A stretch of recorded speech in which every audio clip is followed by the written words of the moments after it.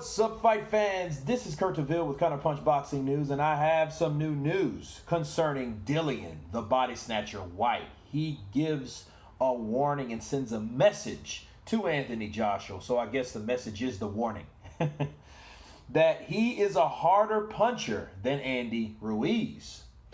Of course, we know Dillian White and Anthony Joshua have a lot of history between the two.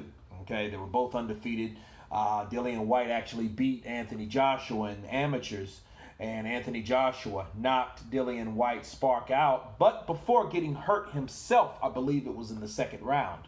Okay, the first round was memorable. It was it could have been chaotic. It almost started a riot because Dillian White felt that Anthony Joshua hit him hit him after the bell, and Dillian White went you know what.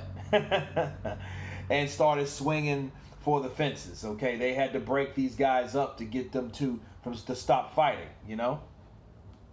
So it was a memorable time at the O2 Arena, and it sold out. It was a massive fight, and of course, Dillian White's been hungry ever since, because as of now, that's his only loss. Okay, he lost to the hands of Anthony Joshua, and he wants that opportunity to fight him again in a rubber match, so to speak, because, you know, amateurs, professionally, they want another professional bout. And Dillian White also had to say, if Ruiz can knock him out, I can 100% knock him out, because I'm a harder puncher than Andy Ruiz. Pound for pound, I have better feet than him as well, and better boxing technique than Andy Ruiz. He's got fast hands, but his feet are slow. Well, this is what I say about this. Let me counterpunch this to you guys. Dillian White's hungry. Okay, Dillian White, to me, he reminds me of the heavyweight version of Juan Manuel Marquez. And I'm going to say that why? Because Juan Manuel Marquez was the guy. He was gifted.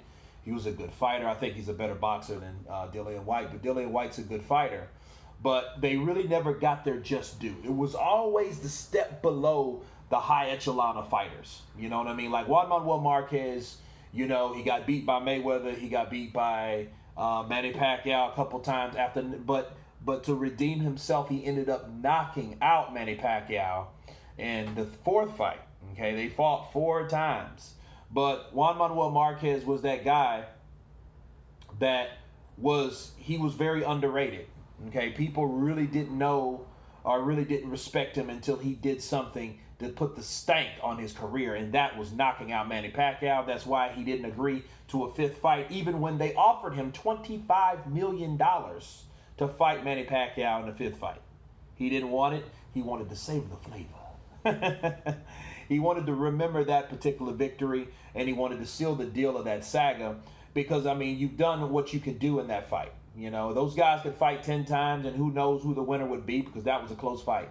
But Dillian White is a guy that's looking to get that win back. It's like a thorn in his side, you know. He talks about Anthony Joshua a lot. He didn't care if Anthony Joshua lost twice to Andy Ruiz. He didn't care if he lost 10 times. He still want to fight him. And he sends a warning. And I think that's his way of charging up Eddie Hearn, too, because, of course, Eddie Hearn is kind of stretched. You know what I mean? He's pulled in both directions on which guy that he could promote. So, of course, it's AJ with all the endorsements, with all the fame. You know, he's the 2-time unified heavyweight champion. So Dillian White had his stint with UCAD. Anthony Joshua was being stopped for the first time and been defeated for the first time in his career. But he got it back, so guess what? The spotlight is back on Anthony Joshua. And I think Dillian White's trying to make himself known, and he's letting people know. And this just goes to show, him comparing himself to Andy Ruiz, that would have been a good fight. Man, I wanted to see that fight. You know, and Andy should have stepped up, you know, and took that fight, you know. But, of course, we know he didn't for whatever reason. But Dillian White's hungry, make no mistake about it. You know, and it's always that guy that you count out could be that guy that ends up taking it all over. Okay? He wanted Deontay Wilder. Deontay Wilder ducked him. Okay? He wanted Anthony Joshua fight, but he wanted it under certain stipulations because he knew that he was a bankable commodity also. Okay, so he didn't take that fight. You know, he was he fought some of the hardest guys in the division, like Oscar Rivas, took his O. Okay, he was dropped in the ninth because Oscar Rivas is a heavy puncher. And watch out for that guy, too. I wouldn't mind seeing that fight again. You know, Dillian White and Oscar Rivas. Because, you know, Team Rivas, you know, they have a point, right? They have a point. You know, they should have been notified by UCAD about whatever findings in Dillian White's blood testing. But I tell you, with this fight, with Dillian White and Anthony Joshua, Dillian White says that he's ready to fight Anthony Joshua at a drop of a hat. Now, let me counterpunch this.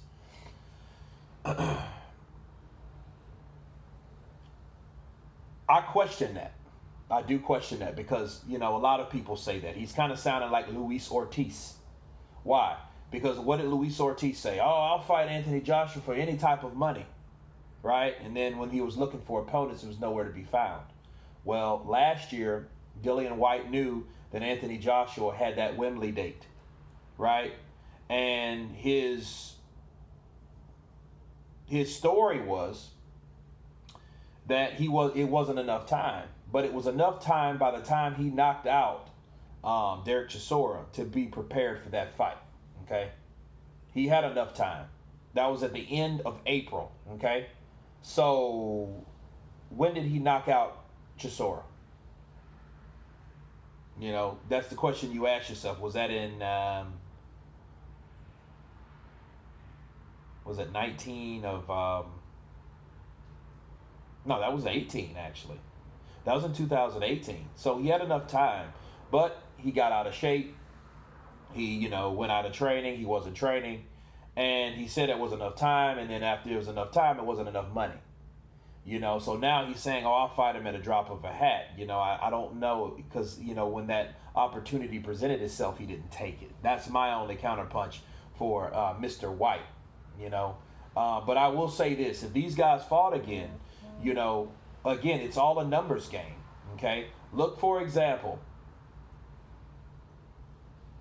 Sugar Ray Robinson and Jake LaMotta. These guys fought 6 times.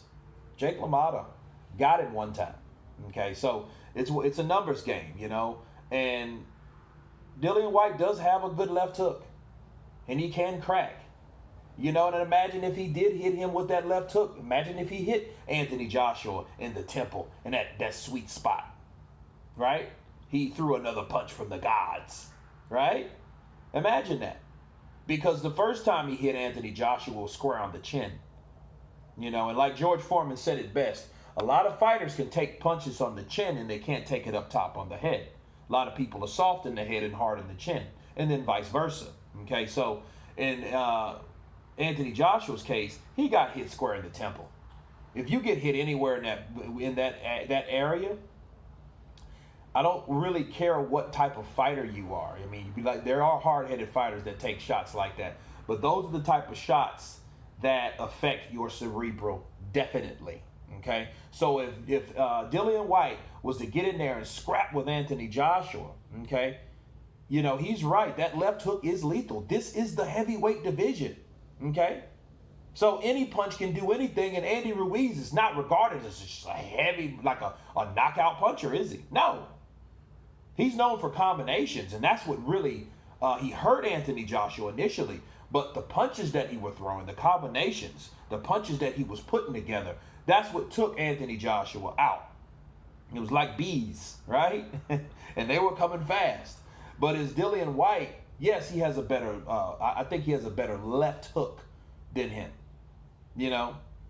But, again, this is the heavyweight division, and a lot of these fighters can knock you out, can take you out with any punch, because one punch can change it all. So, you know, Dillian White's hungry. You know, he's, you know, I'm glad to see him in good spirits. You know, because remember all the, you know, the drama last year. You know, he was kind of down and out. He came in fat, you know, which was disappointing, but expected. I respect it. But, you know, he had to get put on the redemption list simply because he'd had no business being a professional, despite what was going on. Okay, he didn't have any business coming in like that. I know it was a good thing just to fight, but just say that was a better opponent, he would have had a second loss now. Okay? Or let's just put it this way. Let's say that was Oscar Rivas again, and he fought on that undercard, in Saudi Arabia. Going up against an out of shape Dillian White. Okay? So just picture that. So anyway, Dillian White warns Anthony Joshua. He makes promises. And if he gets that fight, maybe we'll see him deliver. You guys tell me what you think about Dillian White warning Anthony Joshua. Of course, please subscribe. And you guys been Counterpunch. Peace.